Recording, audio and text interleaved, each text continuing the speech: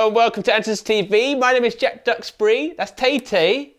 This is the PolyBrute, and beaming in for one of his Sonic Sensei synth lessons, all the way from Yorkshire is... Remote Alex. Hello, everyone. Alex, if you don't know, has regularly come on here to help me know anything about synthesizers, and I've just sat at this synthesizer. I played the first 8 patches. We were blown away, mainly just by how amazing this sounds. And we had the idea, I'm lucky enough that I get to ask Alex to kind of guide me through what I should do, or what one should do if you've just purchased the PolyBrute. What's the first 30 minutes going to be like? And so, Alex, what is that going to be like? What are we going to do? Well, of course, since you've bought like one of the greatest synthesizers crafted by human hands in the last sort of 30 years, well, you're going to be dancing for joy, and that will take up, probably 29 minutes of your first 30 minutes. But then in that final minute, you might start thinking about doing some sound design, because you were asking me what sets it apart? Like, why should people care? And I mean, the answer to that is various, but I think it comes down to, first and foremost, the actual tone of the synth.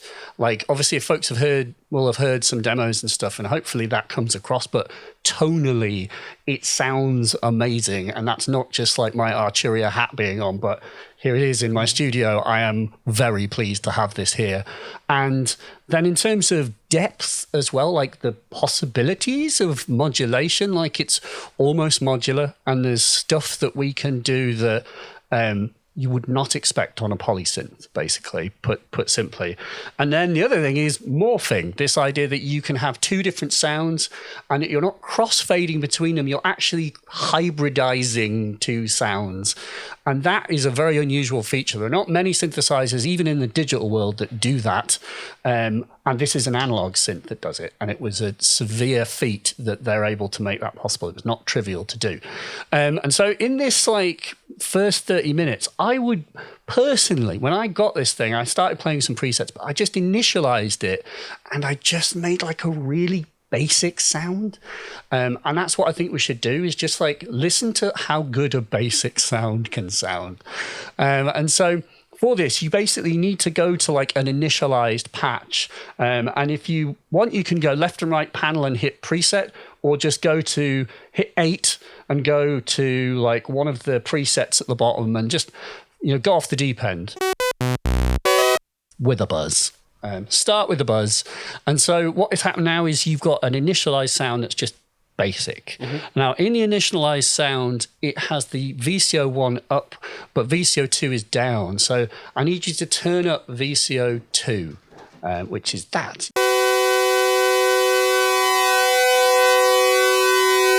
Yeah, got it.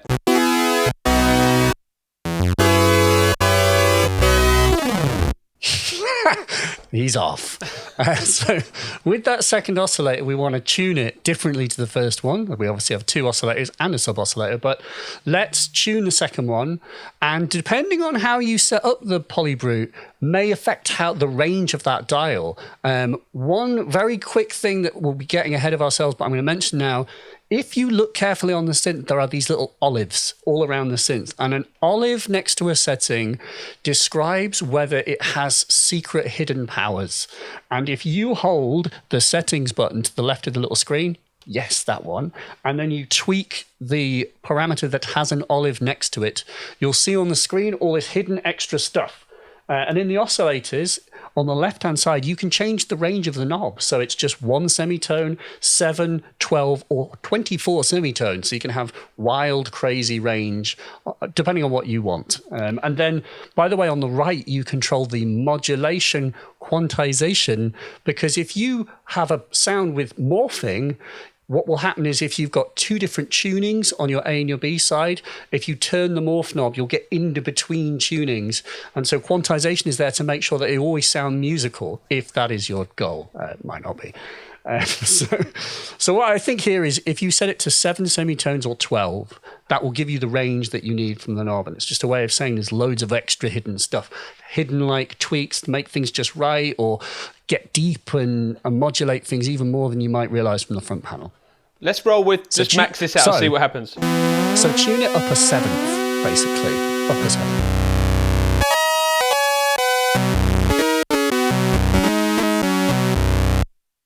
Yay. And then, now what I do on all polysynths when I encounter them is put the release values to their highest setting. That would be the release of the filter and the VCA, yeah. And keep sustain nice and high, so you just get wonderful, long, sustained notes with quite short attack.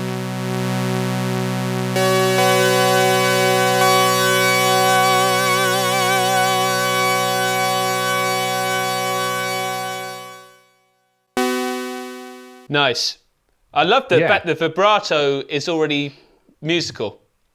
It's like in the default patch, it's pre-mapped to vibrato, and I don't know if that's an individual vibrato oscillator, but you can change what the VCO or the mod does. So it could be filter cutoff, and you can assign it to any manner of stuff. So the sky is the limit, but that's how it comes by default.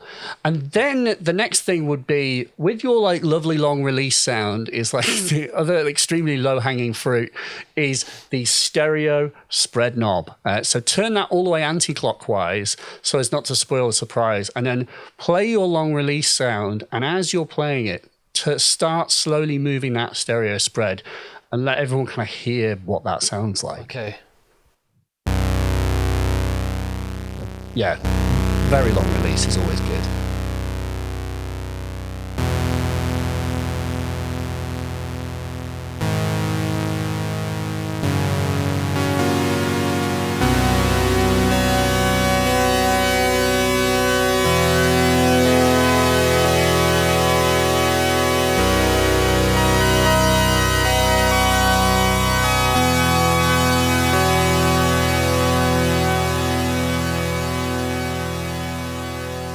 You can... I've got my in-ear monitors in, and it's an absolute wonder to listen to, especially when I start triggering other notes with that 6 analog poly voice. They're stereo, and you can hear them pinging around. Oh, I love it. It sounded a bit more... I've got a Prophet 6, and sometimes the spread on that seems a bit lopsided, but that was really beautiful and opened it up. Lovely. There's a sort of... I believe there is a kind of science to how the spread is done on this. I mean, it's an analog spread, by the way. Some people might wonder if is it like a DSP effect? Because there are some DSP effects in here, and it's not, it's analog. So it is a true analog spread. And I think that each voice, this is, Sebastian explained this to me, and I was like a dog being shown a magic trick. But he was like, each voice gets assigned a number, and that number controls how it is spread. And so that's also what it means when it says voices on the matrix. There is a voices parameter, and it's this arbitrary number that each voice has assigned to it that you can then use as a modulation source. I didn't fully understand it either. But all you need to know is that it spreads it in a beautiful way, and there's this extra parameter as a result that you get to use as a modulation source. Beautiful. And so... then we think about filters. So you've obviously got two filters. You've got the Steiner-Parker and you've got the ladder. And the Steiner-Parker is based on the Synthicon. The ladder is the classic sort of Moog ladder filter, which is just it's got a very sweet sort of sound. It's a different characteristic. The Steiner's quite aggressive.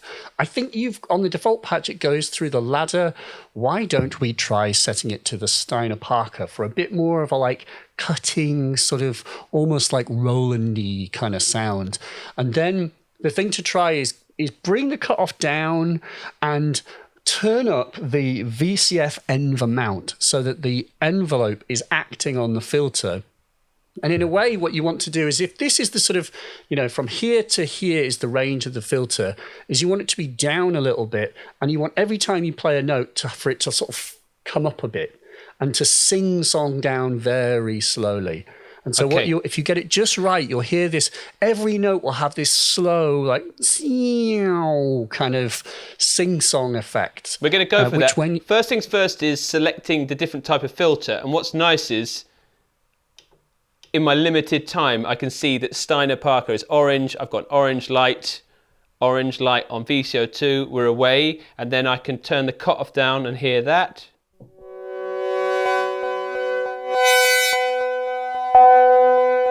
Bit of resonance, and then what I'm going to do is play with the envelope, you said, right? So we'll go for the... Yeah.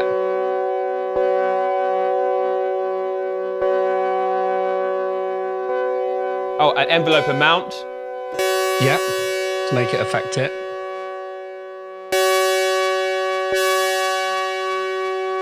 I think when I did this patch, so I did a version of this myself, and I had the VCA was attack and decay was set to 0, and sustain and release were near the top. And then with the VCF envelope, I had attack at 0, and then I had just decay about less than, just under halfway, sustain even less, but release upon full.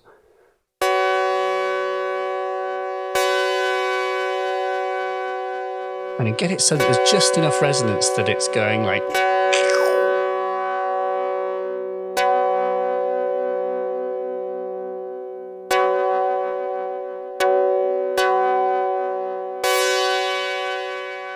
Nice. Oh, I'm getting it. That's it.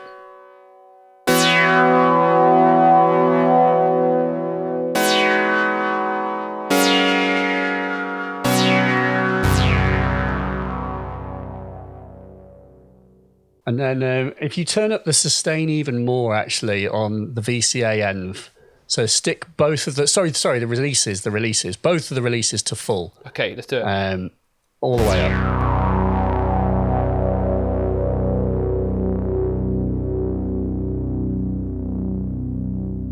Ooh. And then the final thing will be a little bit of vibrato just for that sort of extra feeling. Oh, yeah.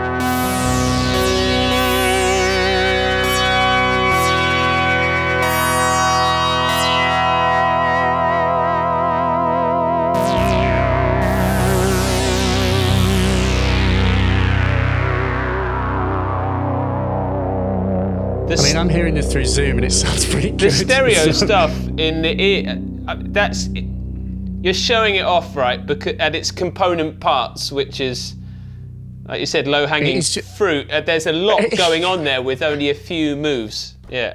Yeah. And it's that idea that, sure, it does all these really complicated things, but the true mark of a good synth is, does it sound good doing very simple things? And I hope that this proves that. The other thing that we haven't even done is added reverb, which is always a good time. And one of the reverbs that I've been enjoying particularly, so you've got the reverbs are DSP, obviously, and there's multiple different types. If you go to Alt and try delayed plate, so you go to the Alt and then you have to push 5 to pick delayed plate. Easy. And then turn up the reverb level quite a lot and turn up the reverb time quite a lot so that it's pointing to about 3 o'clock. Okay, cool. This is amazing. It's like Galsto. Have you ever tried Galsto or HelloFresh where they send you the little recipes? Yeah, HelloFresh. Yeah, this is like that. We should do it for synths. Yeah.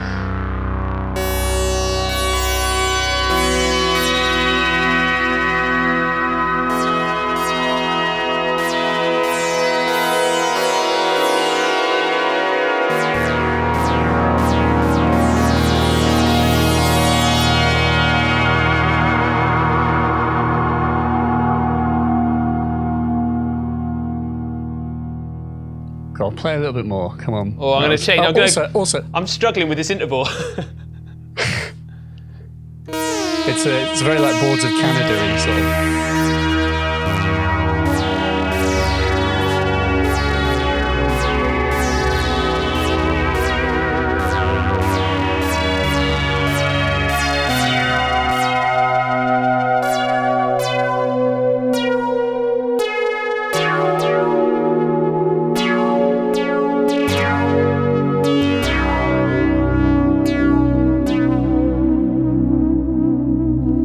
The reverb is unfreaking real, man. They're really good. The effects are like not an afterthought. Like that whole thing that people scorn effects on synths, which is maybe based on the fact that back in the day there wasn't as a lot of DSP, and obviously thanks to these, we've got loads more DSP in synths now. So it's conclusively a better reverb than on my Dave Smith Prophet.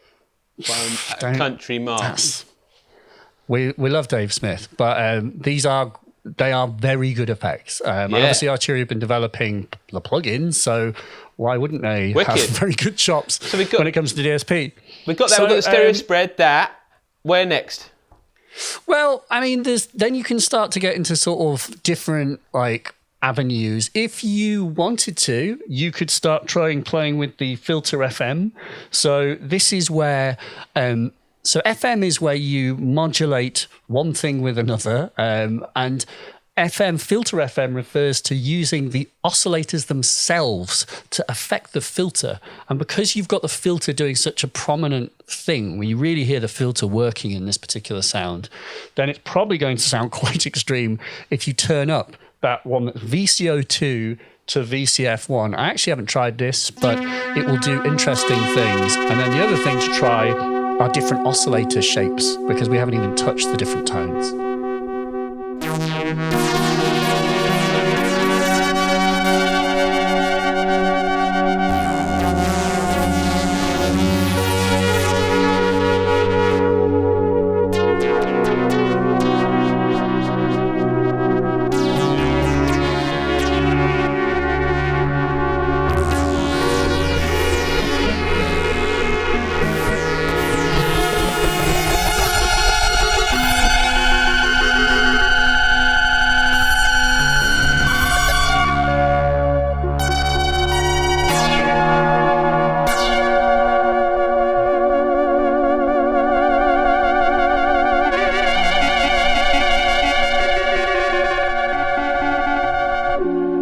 Also sounds really good through Zoom. So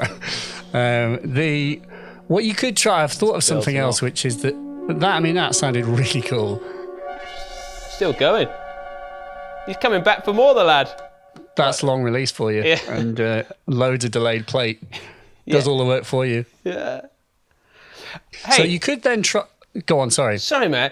But maybe I'm throwing it out there, but like anyone, when you started something, you're like, oh, I want the world. And what I found, what's screaming at me is the morphe, and if I'm saying it right, the ribbon, and this, and all this matrix over here. To me, I know that I'm being a layman in going, oh, this is a nice way to select patches.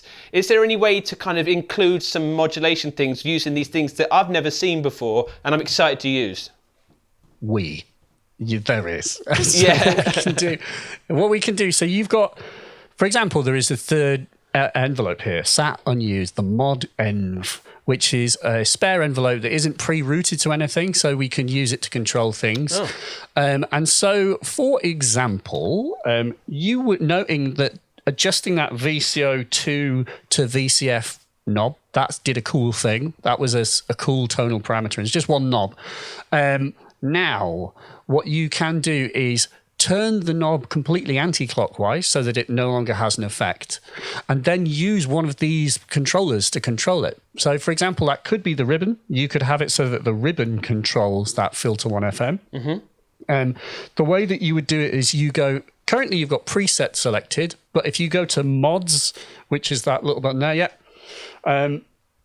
what this does is then open up the option of modulating stuff. And on the PolyBrute, all of the destinations are user definable. There are some pre-made ones here that you'll see 1 to 4, but you can change them. But what you do is, to make a modulation, is hold 5, which is an empty slot on the top there. So hold that down and then just turn that VCO2 to VCF1 knob a little bit, and it will update. Yes, way. Good.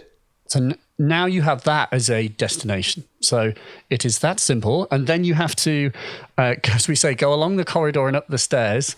So the corridor is all the way on the left of the matrix. You can see the things which are sources, and on the right or the top is all the destinations. So if you, for example, pick ribbon, which is K, row K. Yeah. And if you go along the corridor and up the stairs, you can find the intersection, and you push that in. But if you push it in, you haven't made the modulation yet. You have to turn the little dial, or the big dial, that one, to apply it positively or negatively. Okay. And so if you turn it all the way to the right, now...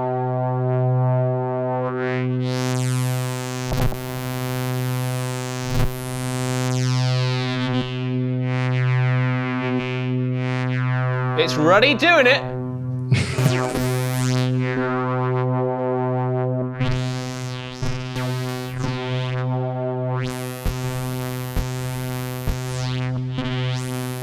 So you almost have to like learn a new playing language where you sort of, express yourself. Oh man, this ribbon is so ribbon action. primo. I think I put on Instagram and a few people said, play with the ribbon because some people missed it because it's so elegant. It's as fun as, when you see a nice bit of wood and you're like, oh, that's a nice desk. It just feels so primo, man. Mm.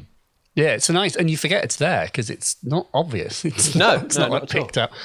And then the other things you can do are like applying a mod env. So for example, like on the matrix, you could, it's B, row B is the mod env. So you could apply that to the same parameter. So you could say that both the modulation envelope and the ribbon control that parameter. Okay. And then what you'll need to do, and actually maybe what you've got there is quite a good...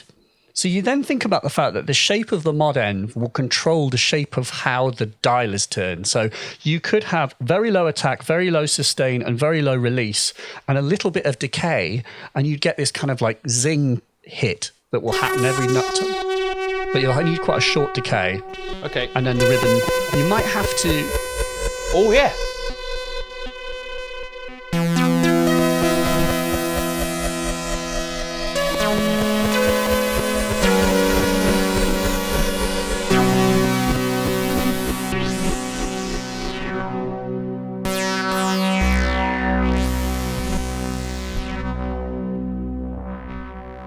This is so fine, that ribbon. There's a lot in there. It's actually quite a fine resolution, isn't it? Yeah. And if you want, you can disconnect the ribbon so that you've just got the mod env controlling it. So you can modulate modulations, right? Yes, you can. So this is where it gets like almost, modular, which is that there's lots of things that you can modulate, basically. Somewhere I've got written down, like, what can I morph and what can I modulate? I'm not sure if I've got that. Actually, I haven't got the modulation destinations written down, but you can affect most things. Some of the things like, I think like phones level and master volume, where there is a VCA volume you can adjust as well. But in order to adjust modulations themselves, so for example... I'm trying to think of a really interesting sort of option here. Well, it could be that you have the metalizer be like a controlled by an LFO, and then it could be an envelope that controls how the LFO comes in, for example. So were you to turn, so if you turn the oscillators from saw to triangle, so that one there, turn it all the way to triangle, and do the same thing on the... Actually, no, just leave the bottom one on saw. And then turn up metalizer. Actually, no, turn metalizer down. So all the way down. Yeah. And then what you want to do is make that metalizer knob a destination. So you would go to... if you're on mods, you would go to maybe 6. Yeah. Hold down 6 and tweak the metalizer knob itself. Cool. So what you're doing is you're making the metalization process or the wavefolding, that is, a destination. And then you could apply an LFO to control that. So an LFO will be slowly modulating the amount of metalization. And then to do that, you would pick LFO 1 perhaps, and then go along the corridor up the stairs. Yeah. And then apply some positive modulation. Maybe apply quite a lot. Yeah, I'm going for it. So...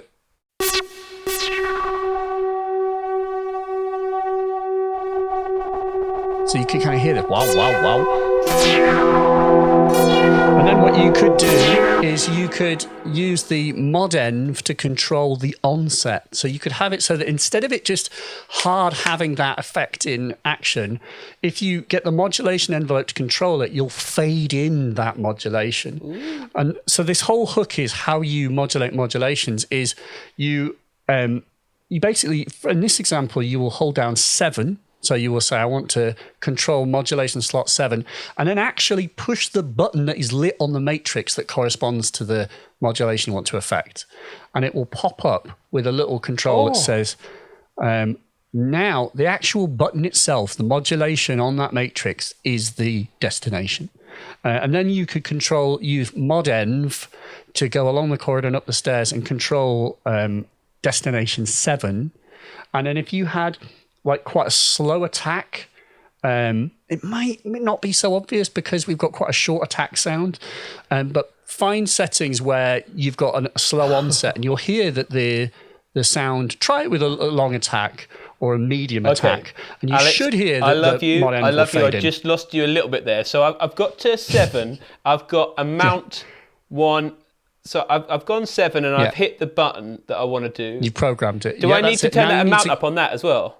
No. So what you need to do, leave that up full. But what you need to do is you need to go from mod-env on the so B. You need to then go along the corridor and up the stairs to 7, you need to turn up B to 7 on full. Okay, cool. We got it. Thank you, brother. Oh, I see. Yeah. And it's purple. And now you need to increase the attack of the mod-env because the shape of that envelope is going to control like a delay onset almost. Yeah. Yeah, you could actually do delay, but you might want to just do a slow attack so it fades in. And hold down the notes. That. You hear it goes... Dun, dun, dun, dun, dun, yeah.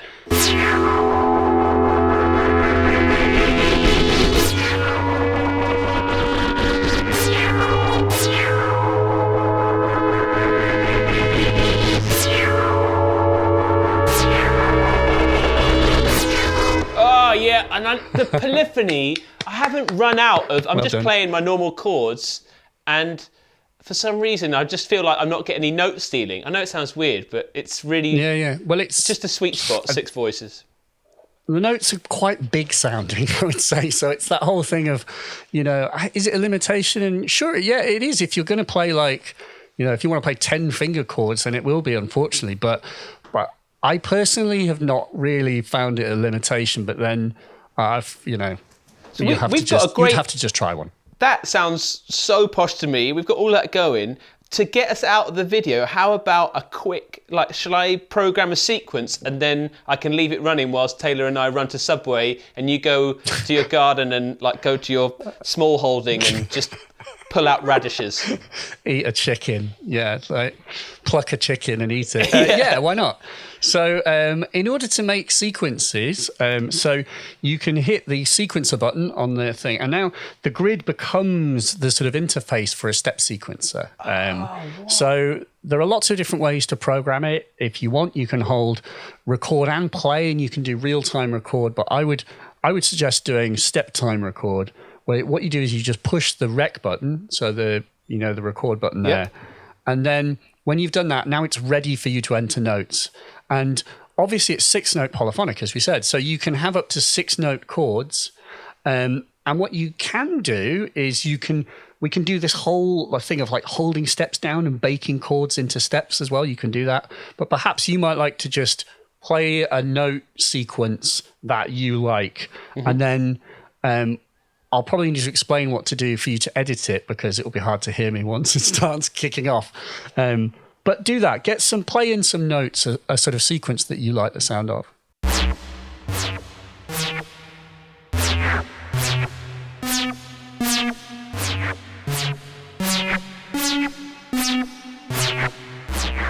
Cool. So what would happen now? If you hit play, it will just play through. Now you can have you can have slides. If you look at the screen, what's happening there is you've got 2 rows of 8 steps. You have up to 64 steps, and you can pick different pages using the 1 and the 2 button at the top. And there's also, very importantly, a sequence length button, which is just above the stop button. And that sequence length is what determines how long. So if you hold that down, you'll see there's a kind of wall that's showing you the last step in the sequence. And you can change that. So you could make it like a 3-step or whatever. But the point is that if you let it play and if you touch those red buttons, you can turn notes on and off. Ooh. And if you hold one of the red notes down, then you can play a chord and bake a chord into that step. Ooh. And so you might just want to mess around with just turning notes on and off and holding one down and playing the chords to bake steps in. We're going rough.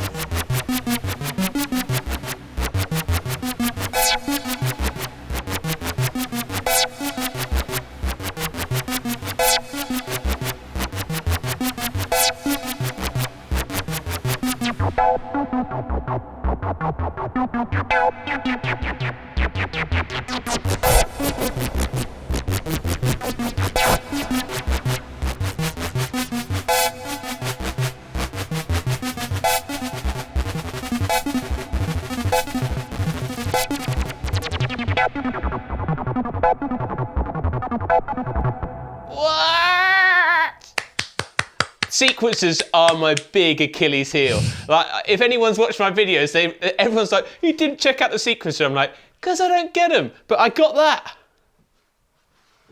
You've taken your first step into a new world. Literally, yeah. My first of 16 steps, and altered one of them. Mate, Your thanks so much for joining steps. me. And can I just point people towards where to get more information from you? Because you sent me a video last night that was so informative and it's going to help me in the future. Where can they see more from you and to learn about this product? Well, there's like, if you just type like PolyBrute tutorial, there's a tutorial video that I've made that is coming out. And then my channel is Mylar Melodies. If you type that into the search bar, you'll find my stuff. And I hope that people will try out the PolyBrute because it's ace, as he says in those videos. It's amazing. Thanks so much. I appreciate it, mate. And on Instagram as well. If you're on there, I love what you put on there.